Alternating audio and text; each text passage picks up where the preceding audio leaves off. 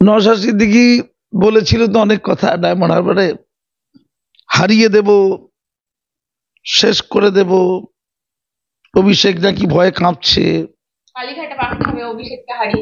আমার ভাবতে খারাপ লাগছে আর কি, এটা বলার কি দরকার ছিল?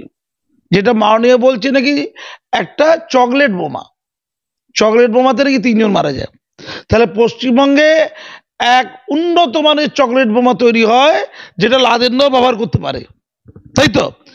সন্দেশখালীতে ইডি মার খাবে, ভূপতিনগরে এনআইএ মার খাবে, চলছেটা কি, হচ্ছেটা কি? এটা যে মাননীয়া নিজে পুলিশ মন্ত্রী, তিনি কি করে বলছেন যে ল অ্যান্ড অর্ডার বাংলার জনগণ নিজের হাতে তুলে নাও?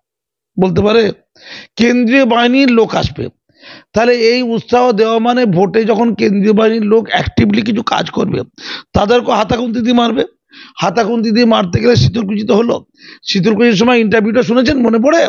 শীতলকুচিতে মাননীয়ার সাথে কথা হচ্ছে, ওই অঞ্চলে একজন তৃণমূলের নেতার কি কথা হচ্ছে, হ্যাঁ যারা মরে গেছে ওদের ডেড বডি গুলো কবর না হয়ে যায়, ওগুলোকে রেখে দাও, পচে গন্ধ বেরোক, রেখে দাও, ওগুলো নিয়ে আমাদের মিছিল করতে হবে।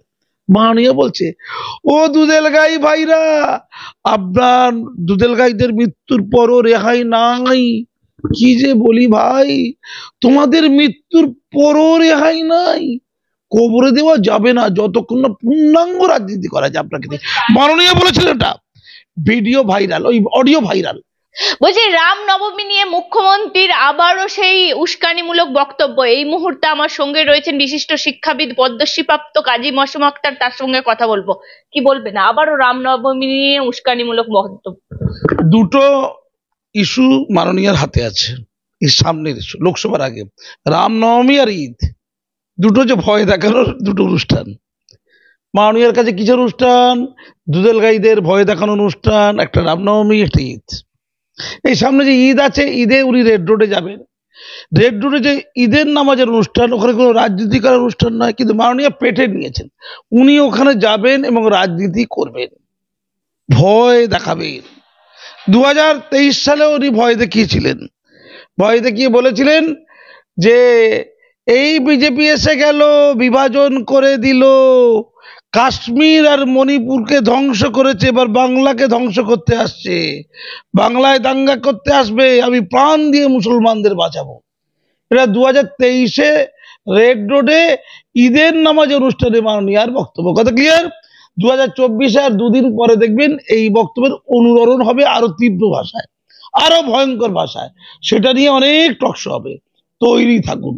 2022-এও উনি বলেছেন যে চারিদিকে নাকি ওই সাম্প্রদায়িক পরিস্থিতি, বিভাজন হচ্ছে, আর উনি অনেক উন্নয়ন করে দিয়েছেন, আলিয়া বিশ্ববিদ্যালয় করে দিয়েছেন, হজ টাওয়ার করে দিয়েছেন, উর্দু একাডেমিকে উন্নত করেছেন, উর্দু ল্যাঙ্গুয়েজ শিখেছেন এবং উর্দু ভাষায় বই লিখেছেন।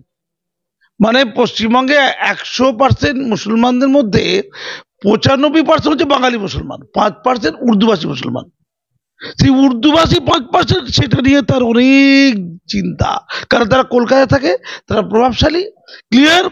আর তার একজন রাজ্যসভার সাংসদ, তিনি ডেরেক ওব্রায়েন, আমি আরো একটু পিছনে যাচ্ছি, সেই 2016 সালের কথা যাচ্ছে, তিনি খুব গুরুত্বপূর্ণ কথা রাজ্যসভায় বলেছিলেন।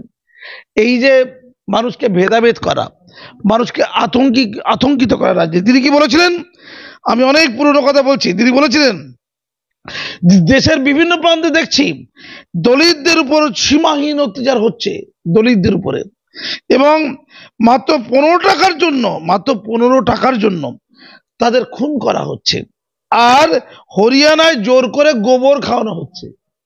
আমি আসলে এই কথাগুলো বলতে চাইছি কেন বলুন তো, আমাদের সমাজে বিশেষ করে বাংলায় ধর্মের যে সম্প্রীতির আবহ দীর্ঘদিন ধরে আছে, পাশাপাশি বসবাস করবে, সম্প্রীতি থাকবে, একে অপরের কাছে যাবে, রাম রহিমের বাড়ি যাবে, রহিম রামের বাড়ি যাবে, ধর্মের নামে ভেদাভেদ তো ছিল না, তৈরি করা হচ্ছে।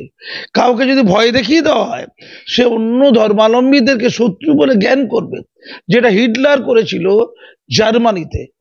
জার্মানির খ্রিস্টানদেরকে ভয় দেখিয়ে দেওয়া হয়েছিল যে যদি ইহুদিরা বারবারন্ত হয়, তোমাদের ব্যবসা পত্র, তোমাদের আধিপত্য সব দখল করে নেবে। ওই ইহুদিরা নিয়ে চলে গেল, এখানে বলা হচ্ছে, মানে কোথা বলা হচ্ছে, এই নিয়ে চলে গেল অমুকরা তমুকরা। আমি শুধু এইটা বলতে চাইছি, মানুষের মধ্যে ভেদাভেদ তৈরি করার যে অপচেষ্টা সামাজিক সুস্থিতি নষ্ট করছে, সামাজিক ঐক্য নষ্ট করছে, সম্প্রীতির আবহ নষ্ট করছে, মানুষের মধ্যে ভাঙন তৈরি করছে। এটার দীর্ঘমেয়াদী এক বড় সংকট তৈরি হবে। চকলেট বোমা মানুষ মরে যাবে তো। মাননীয়ার কাছে সর্বত্র শুধু চকলেট বোমা আছে, বুড়িমার চকলেট বোমা, নাকি মাননীয়ার চকলেট বোমা। তো সেই চকলেট বোমায় 3 জন মারা গেল নাকি। মারা যাবার পর 2 জন না 3 জন মারা গিয়েছিল। মারা যাওয়ার পরে যে এনআইএ গিয়েছিল, সেই এনআইএ যে গিয়েছিল হাইকোর্টের নির্দেশে। মজার ব্যাপার শুনুন, সেই এনআইএ কে যখন মারা হচ্ছে, মারতে পারে? আরে ওখানে যাকে ধরবে তাকে ধরতে গেলে ওই ভোর ভোর যেতে হবে, নাহলে পালাবে। নাহলে আরে ওখানে কি এনআইএ মহিলাদের ও আছে, তাহলে ওই শিবু উত্তমরা ওটাকে, তাহলে মাননীয় এটা জানতেন না যে পিটে করার নাম করে শিবু আর উত্তম এতদিন ধরে কি করতো? মানে এনআইএ যদি ওখানে শিরোধানি করে, এবং সে শিরোধানির জন্য থানায় ডায়েরিটা করা হচ্ছে কখন? 1 দিন পরে, সঙ্গে সঙ্গে তো করবে। অর্থাৎ কত নিচে নামতে পারে। আমি পরিষ্কার বলছি, আমি অন্য কথা বলছি, এনআইএ কে দায়িত্ব দিয়েছে হাইকোর্ট। এটা হচ্ছে, এটা কোর্টের কন্ডেম যেটা হয় সেটা। মানে তারপর আমি তো বলছি কোর্ট সুমোটো মামলা করতে পারে মাননীয়ার নামে। মাননীয়া এনআইএ সম্পর্কে যা কথা বলেছে, কোর্টের উচিত কোর্ট কন্ডেম হয়েছে এই দাবি করে সুমোটো মামলা করা। কোর্টের পদক্ষেপ নেওয়া উচিত, আইনত অ্যাকশন হওয়া উচিত। এনআইএ কে পাঠিয়েছে হাইকোর্ট, তাকে মারবে আর অভিযোগ করা হচ্ছে শ্লীলতাহানির। মাননীয়া এত শ্লীলতাহানি দেখতে পান সন্দেশখালীর শুধু শিবু উত্তমদের দেখতে পান না, তার চোখ এত পরিষ্কার। আর আর এনআইএ যদি গেলে যদি শ্লীলতাহানি হয়ে যায়, তাহলে প্রধানমন্ত্রী মুখ্যমন্ত্রী ঢুকলেও তো মুশকিল হয়ে যায় বাড়ি বাড়িতে।